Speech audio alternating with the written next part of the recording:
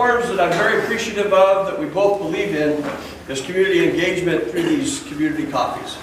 And it's proven to be meaningful.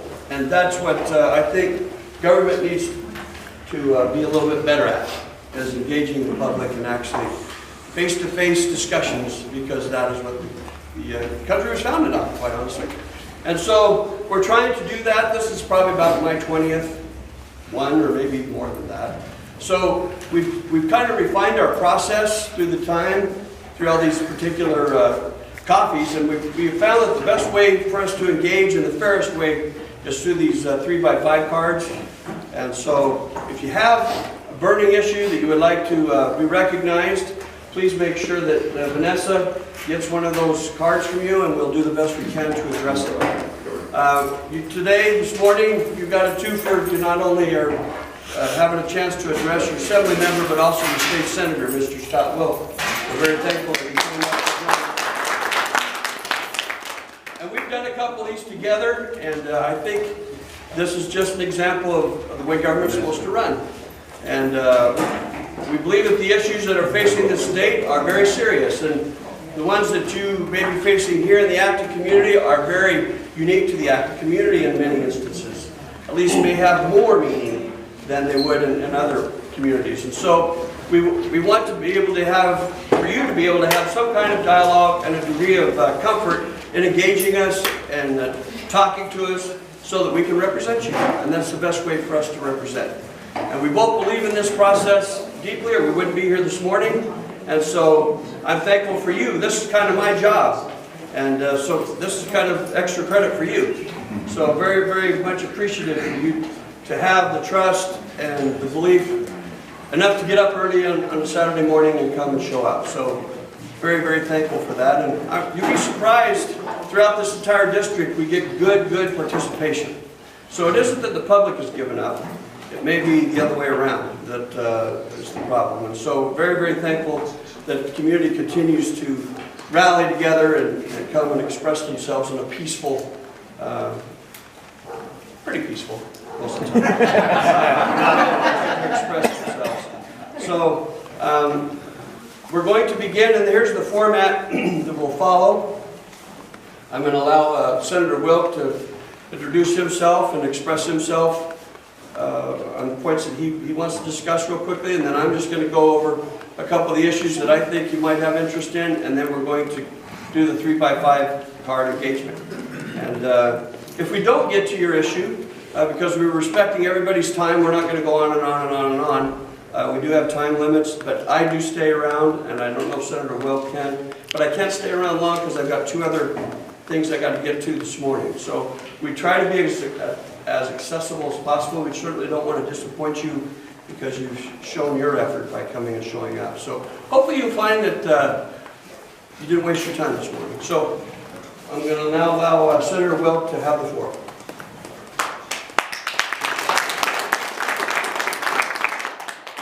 Time that I'm underdressed compared to you. So. But I've been to Acton before, so I know I can wear jeans. So really, just want to thank you all for coming out. It's really about you. I'm just going to hit on a couple things real briefly. I want to thank the Assemblyman for inviting me to come and participate today. I want you to know you're incredibly blessed to have him as your state Assemblyman. If you've been following what's going on in Sacramento, it's a little crazy up there, and I can tell you that the person that you see home in the district is the same person that's up in Sacramento. The fact of the matter is, Sacramento's about 5,000 people on 5 square blocks, and it's like junior high on steroids. And in terms of gossip, you only hear great things about Tom because Tom's great. The session's just starting out, so we don't really know everything that's going to happen, but I believe in transparency and accountability and disclosure. So I just wanted to go over some of the issues that happened last year and let you know how I voted, so you can agree with me or disagree with me. Now, when I first got elected, because I went 4 years in the state assembly before I went to the Senate, my attitude is always to try to get to yes. But it's very hard to get to yes in Sacramento. So I got some issues, and then we'll open up. First issue that came before me, SB 54, which was a sanctuary state bill that declares that the entire state of California is a sanctuary state. I voted no on that.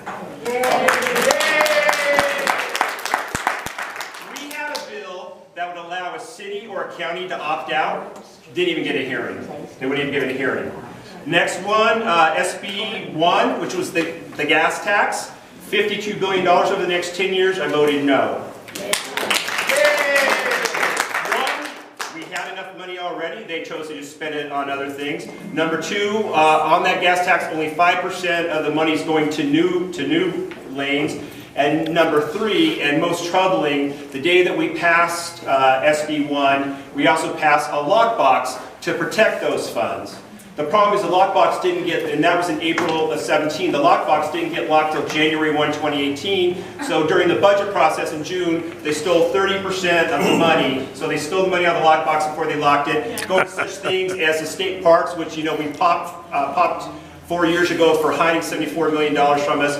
Job training for felons. When you go to pay at the pump, you're paying for job training for felons. I was no on that. That's good. Thank you. Next one, I'm going to know the bill number, but cap and trade, where we're not, because the legislature in that bill abdicated its responsibility and is giving the California Air Resources Board the ability to tax you billions of dollars to reduce global warming. The fact of the matter is California is the 6th largest economy in the world. We produce less than 1% of all carbon emissions. The problem is China, India. So we're going to pay for a policy that doesn't even work. And to be honest with you, it's not about reducing carbon emissions. It's about funding their pet projects. 2 years ago, last day of session, we had $1.4 billion sitting there that hadn't been spent. I'm on budget committee, so they called a quick budget hearing to spend it. So the Department of Finance, who works for Governor Brown, laid out the programs. First question we asked, which I think is reasonable, what's the rate of return for our taxpayers? They said, we don't know, it's just what the governor wants. So it basically is a slush fund. Also, 25% of all cap and trade money goes to high-speed rail. Next one, AB 186, which it's a pilot project. LA County's in that. It's going to set up shooting centers where you can go and shoot drugs. So they'll give you clean needles and I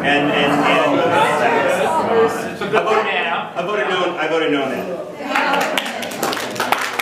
Next one, SB 239 from Senator Wiener from. Can I say that anymore, Wiener? I don't know. San Francisco. It's no longer a felony to infect somebody with HIV. So his argument was, well, you can get HIV now and not die. Well, true, but you have to spend millions of dollars in drugs for the rest of your life. So I was a no on that. Well, wait, people don't intentionally infect them. On occasion they do. And then the final one I just want to share, again, I was a no, SB 620 from Bradford, which removes the mandatory penalty enhancement for criminals that use a gun in the commission of a crime. And there used to be an enhancement on that. That's been now taken away. So anyway, that's what happened last year. We don't yet know what's going to happen this year. There is one that I've read about, which is if you're in a restaurant and the waiter gives you a straw without you asking for a straw, it's a $1,000 penalty and up to 6 months in jail. So anyway, we have room in our jail. So I'm going to do a bill. So that's a bill from Ian Calderon, Democrat from Whittier. So I'm going to do a bill that's going to be a $2,000 fine and a year in jail because I don't want to have a Democrat to be left on me on crime. I don't want to be as soft on crime as a Democrat. So I'm going to have to do that bill. But anyway, it's crazy up there. Anyway, I'm done. Oh, did I introduce you, Rick?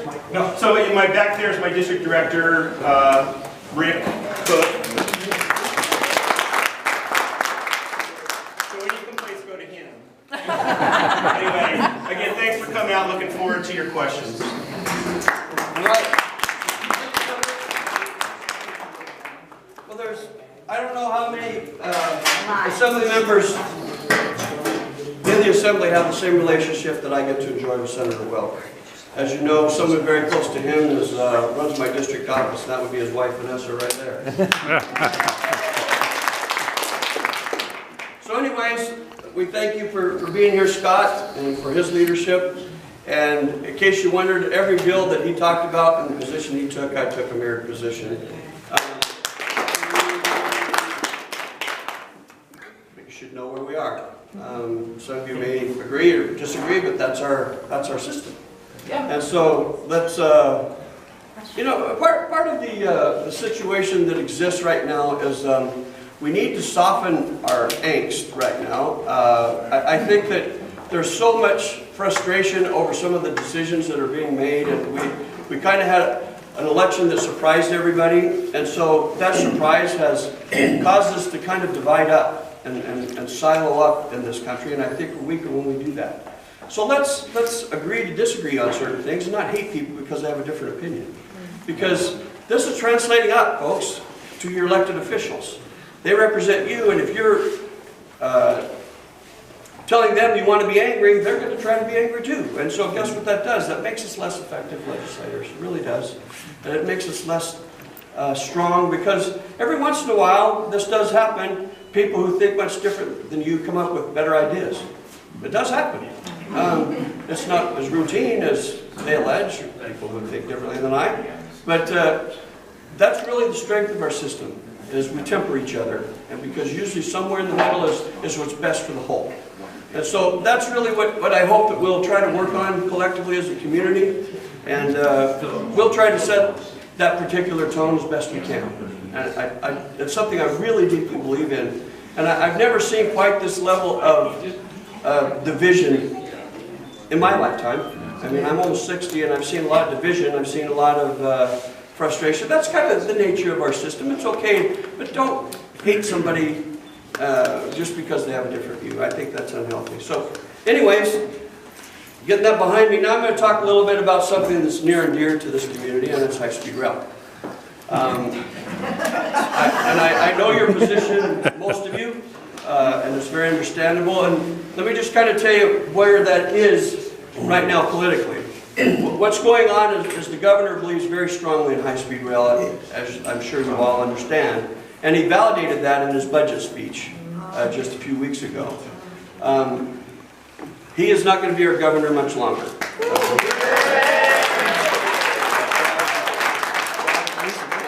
Careful what you're going out for. Because right now the front runner is even more difficult. So, yeah, although there's part of me that will be very thankful that we have a new challenge. It may be more difficult. But nonetheless, we just had something that happened last week that I think you'll appreciate. And that was, they approved an audit that's going to try to examine where's all this money going. It's now, the indication is that the funding was $2.8 billion upside down, even greater than what we expected. And right now the system is designed to go from the Central Valley to, well, actually San Jose to Bakersfield. And I don't know that there's a big demand for that particular pathway. Maybe there is. But it seems like an awful lot of resources to that particular corridor. And I'm not here to overdo the high-speed rail, because I know where this community stands on high-speed rail. But you should know that the tunneling process now, that's what they're indicating they want to do coming through this particular region. But I think most of the tunneling comes south of Acton. So I don't think it really relieves some of the tension and frustration that this community feels. But you should know right now, though, because of the way the project and because of the money demands, it'll be at least 10 years before we really see any kind of impact in this community. Other than your tax money at the pump. Right now, the cap and trade, the money that you pay for your gasoline, you have a tax that that is not identified on the pump, and that's the cap and trade portion. And as the senator indicated to you, we have a board of non-elected people and appointed people that get to make these decisions on how much money is assessed to you at the pump, and we think that that's a bad system. And so we're trying to get more and more transparency, so at least you know how much they're allocating and how much you're paying for this particular assessment. And we're having minimal success on getting that done. But we'll continue to try, and we'll continue to shine the light, and we know what we're doing.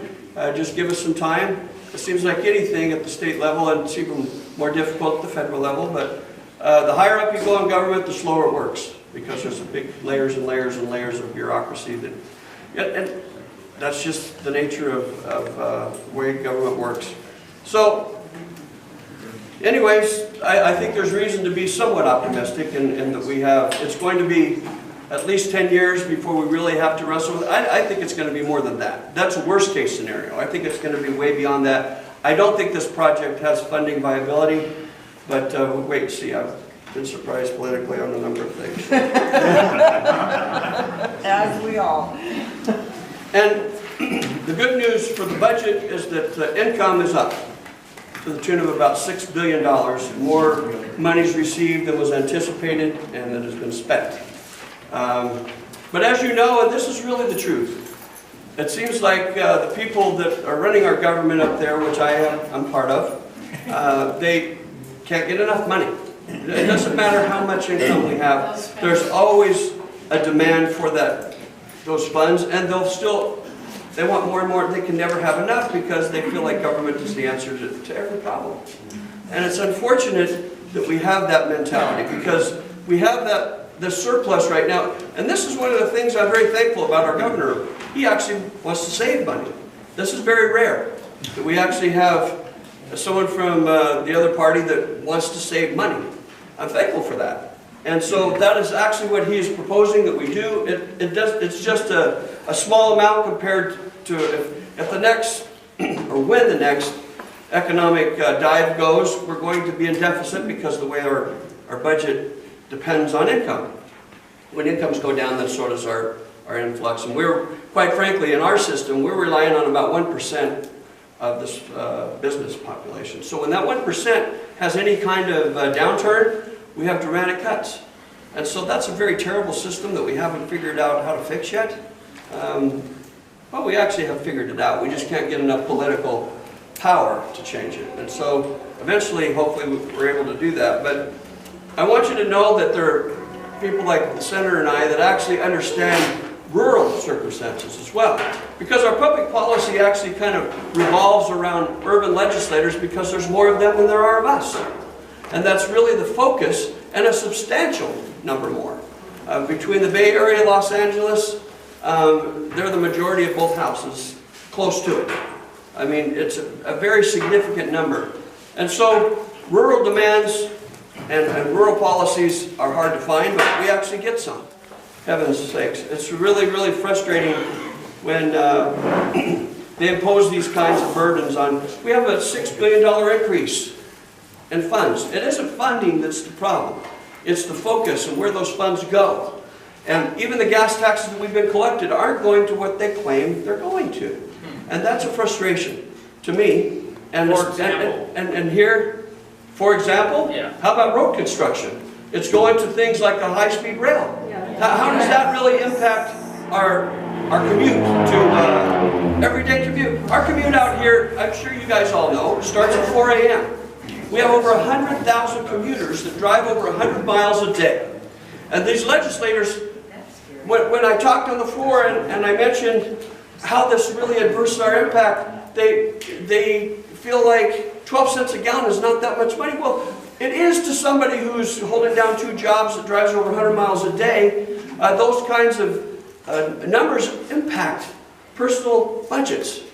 And they don't comprehend having to drive. They think that all this extra mileage that we drive is just pleasure. It's function. It's daily function. I mean, I was raised in Boron. You have to drive over 100 miles to go get your groceries. And I was raised with that. But when you're in an urban setting, you can take public transportation. You can do all sorts of things and drive a minimal number of miles, all day, maybe no miles. But it's a different setting. It's a different circumstance. And our public policy has to fit everybody, not just people in a certain circumstance. And so that's a frustration that we continue to fight. And I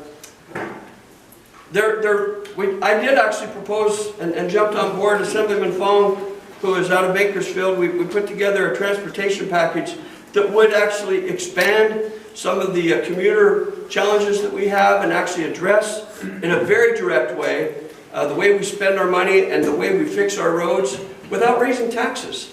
And it gets shot down though, folks. It doesn't even make it out of the committee hearing. It doesn't ever make it to the floor vote because it gets squashed before then, because the way our system is set up with the numbers. And so, but we'll continue to fight, we'll continue to remind them, because eventually things are going to get more and more difficult, and then we're forced into these kinds of situations. And not that there's any great pleasure in saying I told you so, but the fact remains, we will say, we've been fighting for this for a long time, thank you for actually coming here, but it's a little late. So we continue to fight, and we have mixed success. We don't get shot down on every front, I'm telling you all the failures, but we do have occasional successes. And it's important to be in the fight, by the way.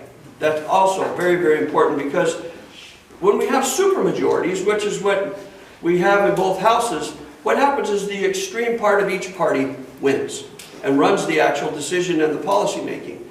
And extremes are not what makes our country strong. Whether you're extreme right or extreme left, we're weaker when we make that, because we don't have universal thinking. And so, right now it's the extreme left in this state, and all I'm saying is we need a little temperance, man. Supermajorities aren't helping us. And they're having very hurtful policies. There are a lot of very, very productive people that are leaving the state because of the onerous condition that public policy has demanded.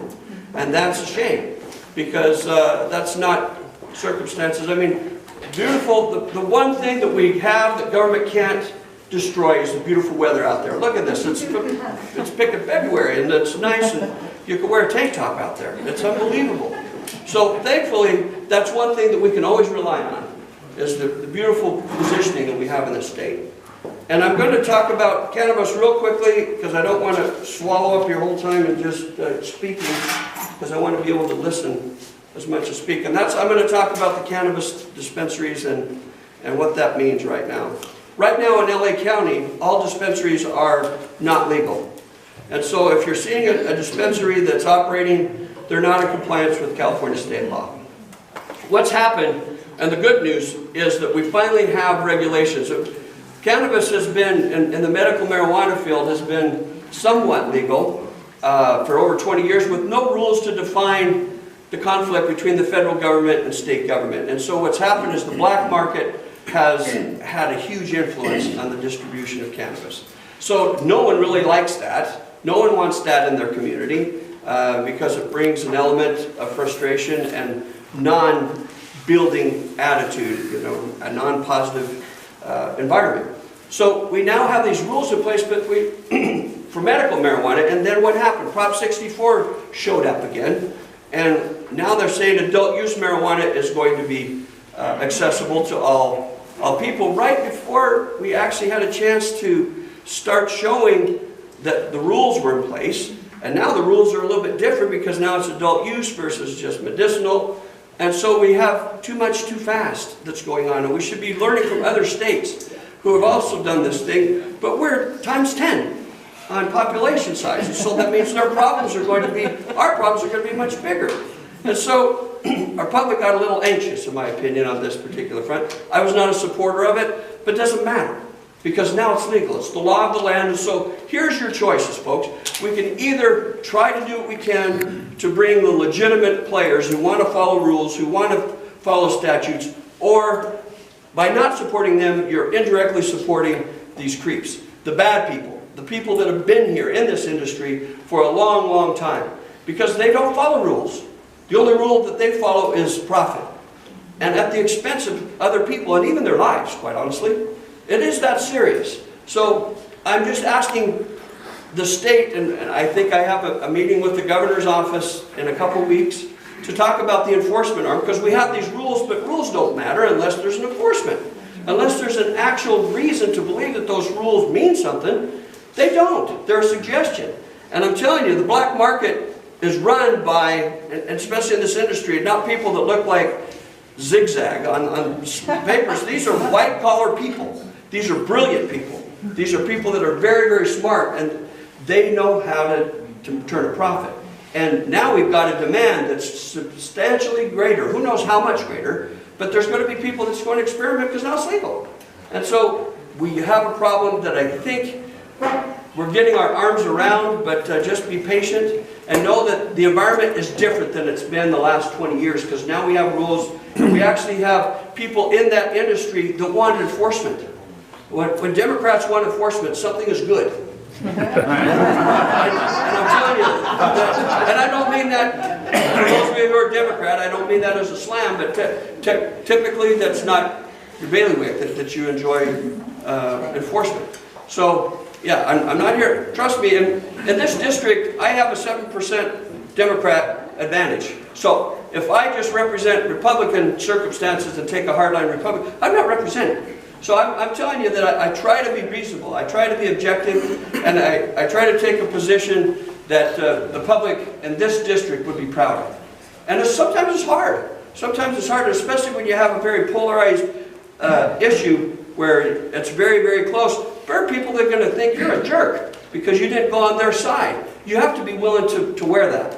And I am willing to wear that because I do my best, my level best, and I can tell you that this is how I also get feedback, is by engaging you. And you come into my office, we take all these complaints very, very serious, and we do our best.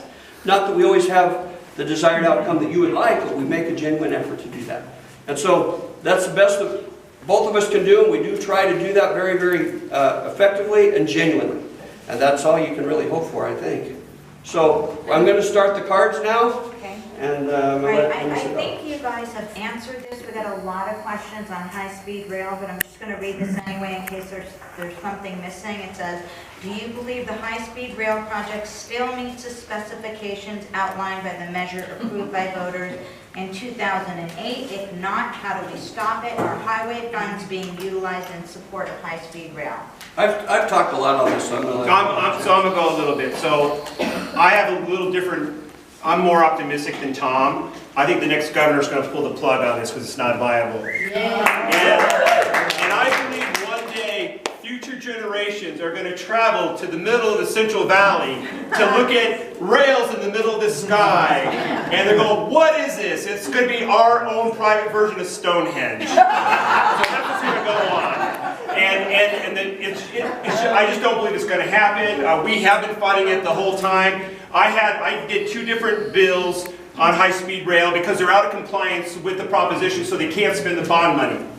The first bill I did, you're allowed to introduce one bill on the first day of session. It's always the Democrats that line up, Republicans never line up. But I used to sit in the front row, and they broke, and I ran up. I was the first one in line, and then all these Dems behind, and they were laughing. They go, "Wilk, what's your bill do? What's your bill do?" I go, "My bill allows them." This is like 4 years ago. My bill gives the voters another opportunity to take a look at high-speed rail, and if they vote no, they're going to take that proposition money, and we're going to repurpose it to school construction. Yeah.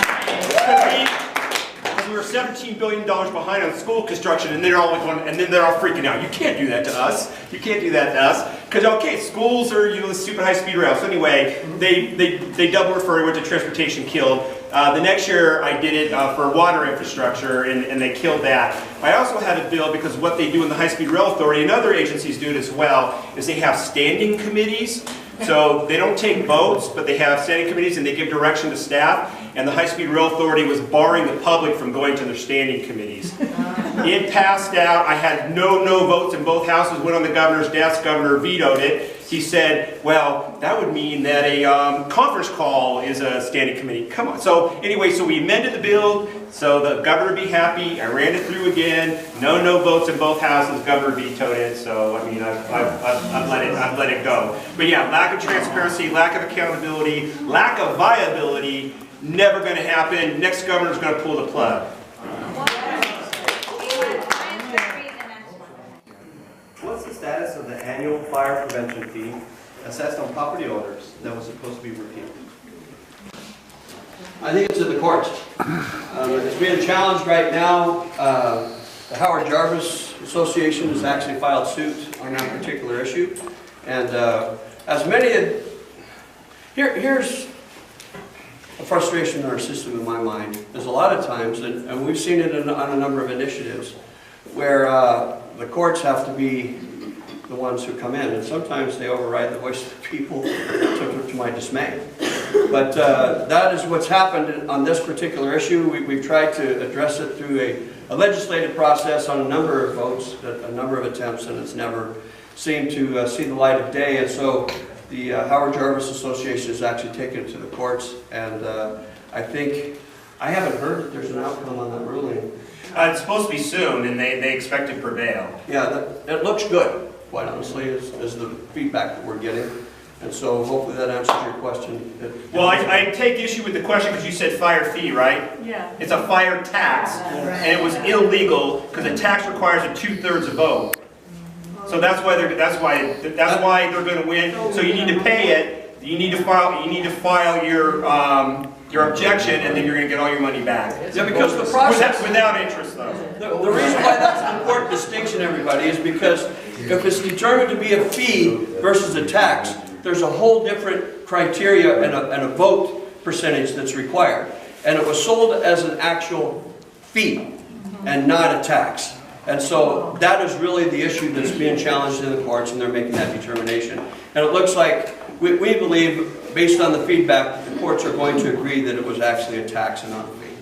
Okay, Michael has the next question. So, please explain the insanity of legislation proposed to fine/penalize restaurant servers for giving straws to customers. Who wrote that? I don't even know who the author is. Ian Calderon, who's a pro-business Democrat. I thought that died at the desk. Yeah, hopefully no one in here thinks that we're in support of that kind of legislation. I mean, I think that is an overreach. Plastic bags, yes. Straws. Yeah. We think that is a bit of an overreach on penalizing straw distribution. I don't mean that sarcastically, I mean it very genuinely. I'm taking that. And I'm not giving you credit either. All right, our next question is AB 437, at-risk person, first responders. Are you in support of this bill? I'm not sure I'm familiar with that. At-risk person, first responder. Whose question is this? Who wrote this? Wait. That's if, say you have a child or a senior with special needs or disabilities, when they respond to them, saying like a child or a person with autism, that they let the first responders know that he has autism or a disability where he can't really speak or kind of communicate instead of putting them in handcuffs, you know. Who's sponsoring this bill? You know? And what Freddie Rodriguez. Oh yeah. Well, he used to be an Families already do that So when makes you run. sense. Here's what I should tell you. As on this particular bill, I need to know more about it before I give you my position. But I can tell you that first of all, I was a first responder. I was with the Highway Patrol 28 years, so I understand the challenges associated with emergency response. Number two, my degree in college was special education. So I'm actually very sensitive to people that have developmental disabilities. So I have a tendency to lean towards supporting, but it has to be reasonable. And it has to actually be something that can be accomplished. And so I need to look to make sure, but I lean towards supporting something if it actually is a reasonable. My son has a disability. Okay. Did you want to weigh in at all? No, I mean, I agree with everything you said. Of course, it's in your house, so it'll be a while before I see it. And then Freddie Rodriguez was a first responder, so I'm assuming it's a reasonable piece of legislation that's for the public good, but I'll take everything into consideration if it gets over to my house. That's a great question. So I'll look forward to that because it alerts me to something that's coming. You got to remember, folks, that on an average legislative year, there's about 2,000 bills. And literally. And about 8 to 900 actually make it into law. And that's our process. So when someone gives me a bill number, it's kind of like, I'm not sure that I understand what that is. I don't even know my own bill number. So, yeah, so I'm just trying to help you understand that that's the reason why we kind of hesitate. Yeah, I understand. And because I want to give you genuine feedback. Okay, Brian? This one is addressed to Senator Wilk. Sacramento seems to be out of control on spending taxpayer money on self-serving initiatives. Can you explain what you and other Republicans are doing to rein in this spending? Well, we really can't rein in the spending because the whole program is fixed. When I first got elected, general fund was $99 billion. The governor's proposal is $132.5 billion for this coming fiscal year, and I can't tell you where the money went.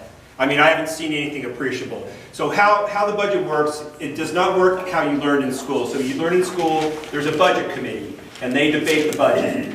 And then it goes to the floor, and then they debate the budget.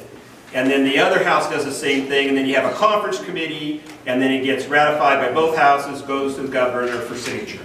How we do it in Sacramento, you have a budget bill, and then you have trailer bill. So the budget bill is the overarching document, and then the trailer bill is, you know, prisons, higher ed, transportation, what have you. This is now my 6th year, right? All 5 years we've done the same way. We passed the budget bill and the trailer bills out of whatever house I was in into the other house with nothing in them. They are blank. They are blank. And what happened? I sit on budget sub 4. So we have hearings, and I do get to beat up. I get to beat up bureaucrats, which is fun. I get to ask them questions that they don't like.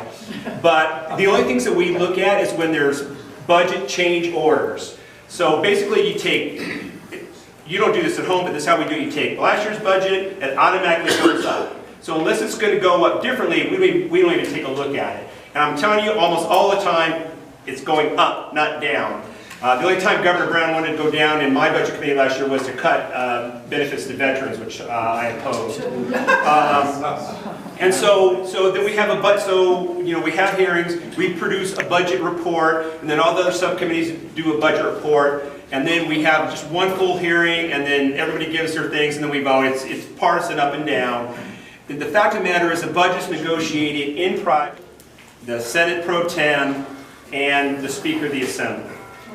And then what they do at the end is they populate these bills. It used to be 24 hours. Now, thanks to you and the passage of the Legislative Transparency Act, it has to be in print for 72 hours. Then they populate those bills, and then they move them. My first year when I was in the Assembly, we were debating the budget bill, and I remember it vividly because it was on Flag Day, June 14th, because under the law, if we don't pass the budget by June 15th, we don't get paid. So we passed the budget by June 15th. So we're debating the budget bill. It's AB 110. And we all have computers on our desks. I pull up the budget bill, AB 110. Document not available. No one saw it. You didn't see it. No one saw it. It wasn't even downloaded. Now it's 72 hours. So now we know 72 hours in advance how we're getting screwed instead of knowing in just 24 hours. But the fact of the matter is total lack of transparency.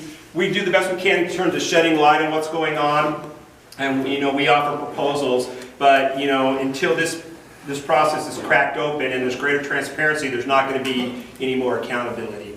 I know that was a little long, but I get upset with that. I think Senator Wilk addressed it. The whole state of sanctuary without a district choice to opt out. Are we able to put a bill on the ballot to do so? I believe you addressed it earlier. So what's the meat of the question? What can we do to opt out of sanctuary state? Pray. No, actually, no, this is the sanctuary state circumstance, and this is why I opposed it, folks. Could you explain what's wrong with the sanctuary? Yeah, I will. If you give me a second, I'm about ready to do that. Here's the reason why I oppose it. As somebody who's been in the law enforcement arena for 28 years of my life, when you have a proposal, which the sanctuary state clearly identifies, that puts a wall between local law enforcement against federal law enforcement, who do you think that benefits, folks? Who do you think benefits by creating a wall between the communications between federal government enforcers and local law enforcement? Okay, that's why I oppose this, because that's exactly what sanctuary state does. It puts a wall between our federal enforcers and our local law enforcement. That is a terrible arrangement for public safety and for the good of all public members, folks. And let me finish, sir. Let me finish, please. I know you disagree with me, and that's okay. But I'm trying to tell you why I take this position. We're not going to agree on this. So what I'm trying to do is help you understand why I have the position I do. And I respect the fact that you believe that it's a good policy. I just disagree with you, okay? And this is why I disagree with you. Is because even people who are here undocumented will suffer from this policy. Because number one, now there's going to have, because the communication is strained, guess what? There's going to be more enforcers. There's going to be more people from the federal government coming here to do what they think is their job. And I will tell you that when we don't communicate, all people suffer from that because bad people benefit from it. They're harbored. They're able to be protected by a system that was never designed to protect offenders. Okay? That is my opinion. And so, it is my opinion. And so,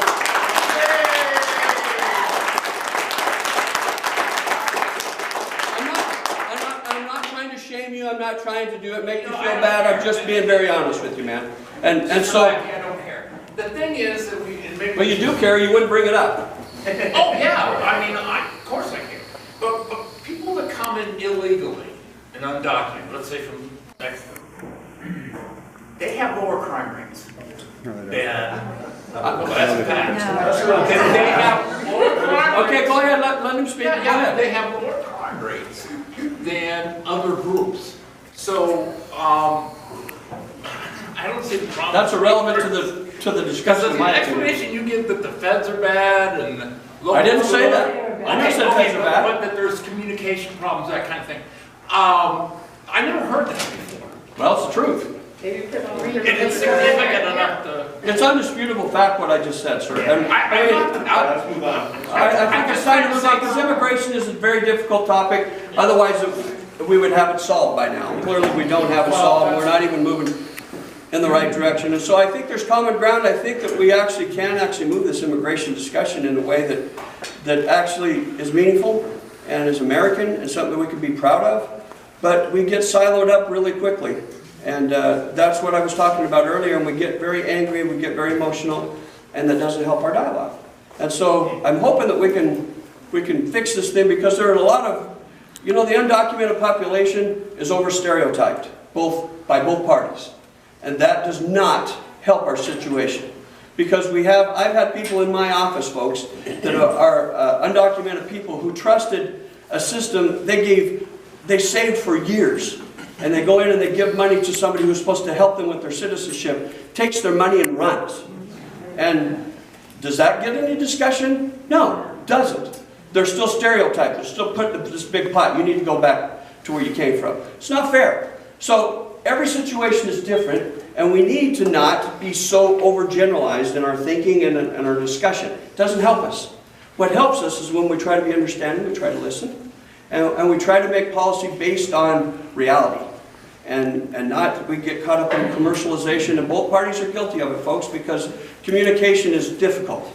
And so you try to package it, and sometimes we lose reality when we do that packaging. So anyways, yes, sir.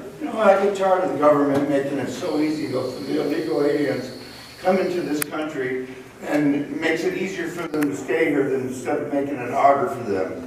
If we wouldn't allow them to have jobs or have places to live, we pass laws to make it to where the people would be renting to a person that's an illegal alien would be fined, make it harder for them to come in here and make a living, instead of doing it the right way, coming through the government channels and getting citizenship like they should.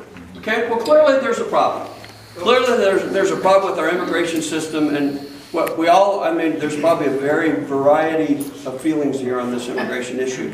And we're not going to solve it in this meeting, okay? That is the truth. And what I'm trying to tell you and what you deserve to hear from me, your elected officials, the way I see it. And the way I see it is that I wish that we would be more collective, we could be more calm, that we don't have a bunch of protesters, that we don't have people spitting at each other and throwing rocks at each other saying, you're destroying this country, no, you're destroying this country. Because we're all destroying ourselves when we do that. And so, Wait, can I please read these cards? Let's keep Sir, this is a federal issue. This is not productive. Let's Thank take the next you. question. I think we've had immigration We're law. waiting for their questions to be answered, and we don't have a lot of time, so I'd like to... Okay, can we have legislation to mandate drug offenders to work off the court fees, rehab fees, and the prison fees? I don't know if there's something in the works, or is that something that we can do? Rehabilitation is a very, very difficult set of circumstances and that's one of the things that I sit on the Public Safety Committee as Vice Chair in the Assembly side. And so I can tell you that it's a very important focus now that we have a number of initiatives that have reduced the prison population. We need to make sure that when we release them, that we at least have systems that help them understand how to fit back in and how to be productive members of society in some way or another, because we'll all benefit. Not only does that person benefit, but we all do, because otherwise they'll revert back to what got them there. Because they're very good at that. Well, they're not that good because they got caught, but what I'm trying to say is they feel very, very limited in their ability to function. They've lost self-confidence. So what we're trying to do as a state legislature, and I guarantee you this is a bipartisan interest, is to try to craft policy and to fund circumstances that actually build adaptability and help people understand that when you create victims, that's a bad path. And and it actually will be punished. Let me finish it up because I'm almost done. I think that rehabilitation is important, but it's been something that's been discussed and reviewed over decades. It's very complicated. And again, it's not a one-size-fits-all situation. And public policy, by design, does that. One size has to fit all. So that's what makes it very hard. And so we will attempt to try to do what's right, not at the expense of the public good. And that's really the challenge that we face when we talk about rehabilitation. And it's a very, very meaningful challenge. One of the things that you should be aware of that I do as a legislator, we have a prison in our district. I actually have two. We have one in Cal City, we have one in Lancaster. And I actually, on a routine basis, I meet with a group of about 10 inmates. And these 10 inmates are life without the possibility of parole inmates. By their own definition, they are monsters. These are people who have actually committed murders. Okay? And the reason why I go there to talk to these people is because every one of them has identified as a person that is ashamed of what they've done. And they want to try to improve their lives and at least impact other inmates in a favorable way that they will see that this kind of decision making is destructive and doesn't benefit anyone. And I want to know what gets these people to change their heart. I want to know, is it a program? Was it a family member? Was it an organization? And those are the policies that we need to be supporting in public policy. And I can tell you it's very emotional when I meet with these people. Because these are bad people that have done terrible things and create lifelong victims. But they tell me their story. And they're not there to blow air at my backside, folks. They're actually there telling me the truth. And what really they have had, and I don't turn into a really sympathetic person to someone who's brutally killed somebody. But I can tell you that their pathways are much different than, and their life experience much different than mine. I actually had parents that supported me, taught me, made me do things I didn't like to do, and actually loved me. These people, by and large, almost every one of them has a story that's very supportive. And we've got to do better, folks. Our families are where it's at. And government policy could try to adapt and help us. But I can tell you, until we understand this family thing, we're going to have bigger problems, and that prison is going to continue to have business. So this rehabilitation thing is important, and it's American, in my opinion. But again, it's not one size fits all. It's very, very tough when you have somebody that claims that they're rehabilitated and they go out and because now we have a recidivism rate that's just under 50%. So we're not doing very well. And so I actually have a bill that's trying to focus on spending and assessing which one of these rehabilitation programs are working and which ones are not. Let's quit funding the gardens. They're not proven to actually rehabilitate people. They're a nice concept, but unless they're actually changing people's hearts, let's spend our money on something that builds self-esteem, and because that's what they're lacking in a lot of ways, is they don't understand how they fit in our regular system. So I just want to add on a little bit. It costs taxpayers for a full-time community college student $5,500 a year. To incarcerate somebody in state prison, $65,000 a year. So, we need to do better. I agree with you. It's the breakdown of the family. And I'm not really sure how, in terms of government policy, we can address that. I mean, I've gone to the prisons and met with them. Up Bouquet Canyon is a girls' juvenile detention center. I was there with actor Tim Robbins last May, and every single one of those girls had been raped or sexually molested. I mean, they're traumatized. But another thing, I don't know if you know this or not, for demographers, when they're trying to figure out what the future prison population is going to be, what they use is how many kids can read by 3rd grade. If you cannot read by the 3rd grade, you're most likely going to prison. So why are we letting kids graduate from 3rd grade if they can't read?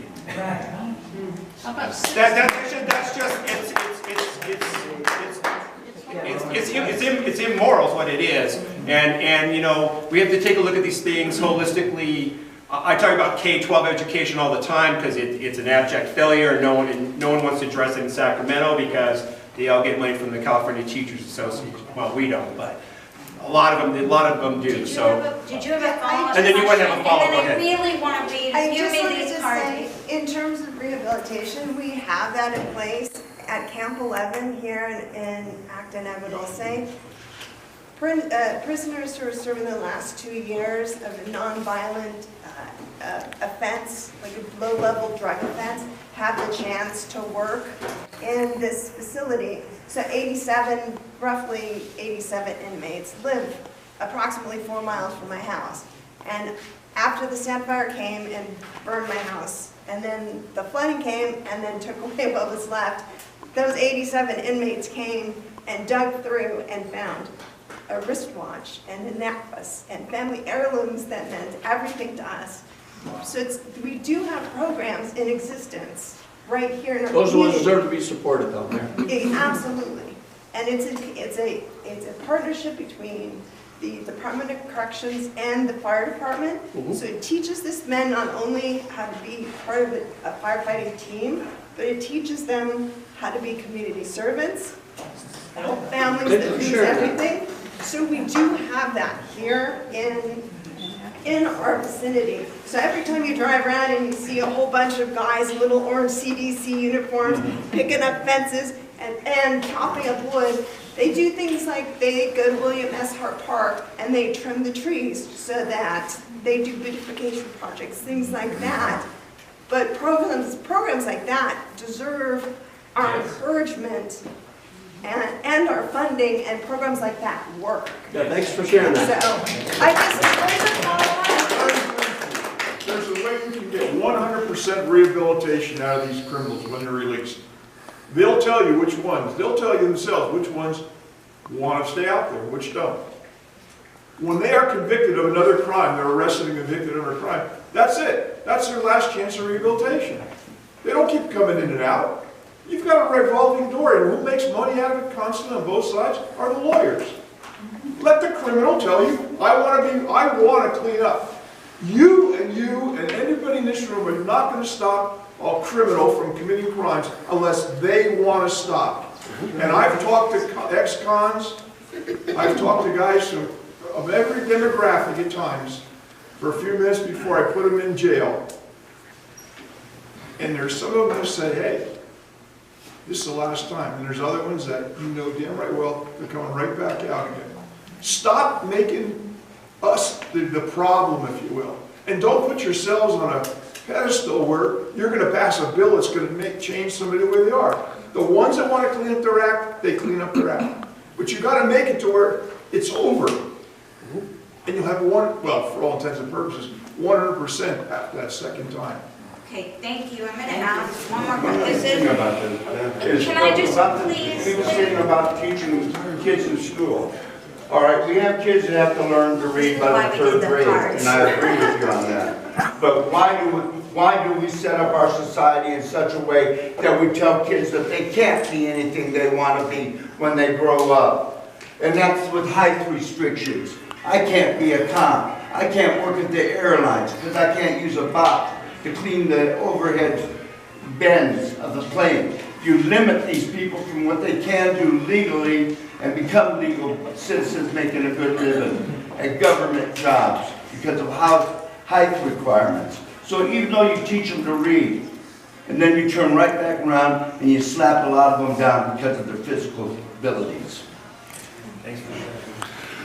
Yeah, let me just say this real quickly, that when it comes to governance, what we're supposed to do, and this is the way I see our role, is to support the public good. All that, some do, some don't. I mean, I can tell you that I see this as a huge responsibility to try to do the best I can to decipher our system and to go through pieces of legislation that you would be proud of. And that's my task, and it's more difficult than you might think. But I'm very proud of it. And I do my level best, as I know Senator Wilk does the same thing. And that's, because society is shifting, I'm thankful that I was born the time I was, and I'm thankful that I've been able to see how good things can be, but they weren't perfect either. They had its problems. And we've improved in some areas, and we've created our own problems in other areas. And government is just part of fixing problems, is what it's supposed to be. It's not supposed to be blamed for things that go bad or thanked when things go well. It's just one of the pieces. It's one of the pieces of our fabric of this great country that we live in. And so I'm very thankful because I'm from Boron, folks. I represent 400,000 people. That boggles my brain. My town had 3,000. I graduated 8th in my class, didn't make the top 10%. I mean, it's really hard for me to imagine that the system allows me to represent you guys. And so I can tell you that I'm not the only one that thinks this way. And so we're doing our level best. So just be patient, continue to have confidence in a system that's not perfect, because we aren't perfect. But we can be better.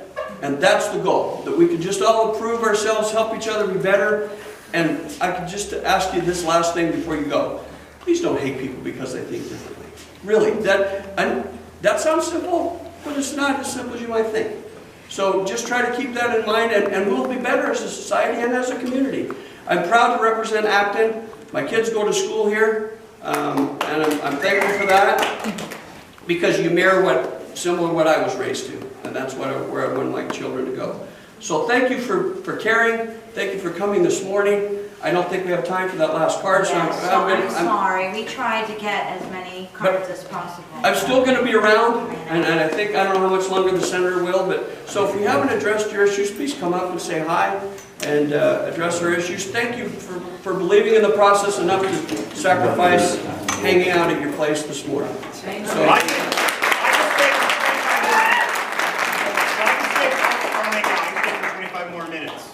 so thank you, everybody. Thank you. We're accessible if you want to come say hi.